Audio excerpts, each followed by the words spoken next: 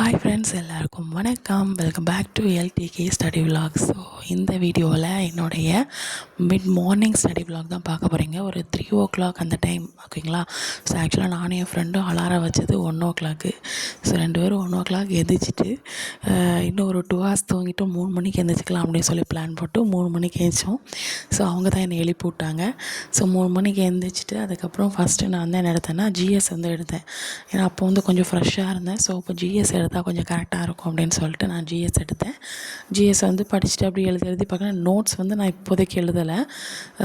ஏன் அப்படின்னா அதை வந்து அகைன் பொறுமையாக உட்காந்து எழுதணும்னு நினச்சிருக்கேன், ஓகேங்களா. ஸோ அதனால் வந்து இப்போதைக்கு நான் வந்து என்னோடய போர்டில் வந்து எழுதி பார்த்துக்கிட்டு இருந்தேன், ஓகேங்களா. ஜிஎஸ், ஓகேங்களா. ஸோ கொஞ்சம் தான் பார்த்துட்டு இருந்தேன், வீடியோ பார்த்து அப்படி படிச்சுட்டு இருந்தேன், ஓகேங்களா. ஸோ இந்த லெசனுக்கு என்கிட்ட புக் இல்லை.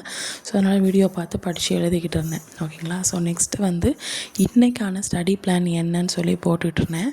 ஸோ என்னென்ன போடலாம், தமிழுக்கு, மேக்ஸுக்கு, ஜிஎஸ்க்கு என்னென்னலாம் படிக்கலாம், எந்த லெசன் படித்தா நம்ம கன்வீனியண்ட்டாக இருக்கும் அப்படின்னு சொல்லிட்டு ஸோ அந்த இது போட்டுக்கிட்டு இருந்தேன். அதுக்கப்புறம் பார்த்திங்கன்னா தமிழில் வந்து ஆகுபெயர், இன்றைக்கான டாபிக் வந்து என்னது அப்படின்னா ஆகுபெயர். ஸோ அந்த டாபிக் தான் என்ன பண்ணியிருந்தேன் அப்படின்னா லெசன் டீச் பண்ணுறதுக்காக படிச்சுட்டு இருந்தேன்.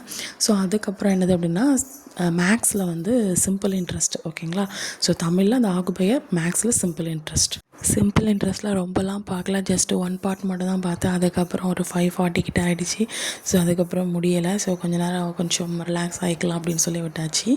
ஸோ இந்த மாதிரி சப்ஜெக்டை மிக்ஸ் பண்ணி படித்தா நமக்கு நிறைய படித்த ஃபீல் இருக்கும்.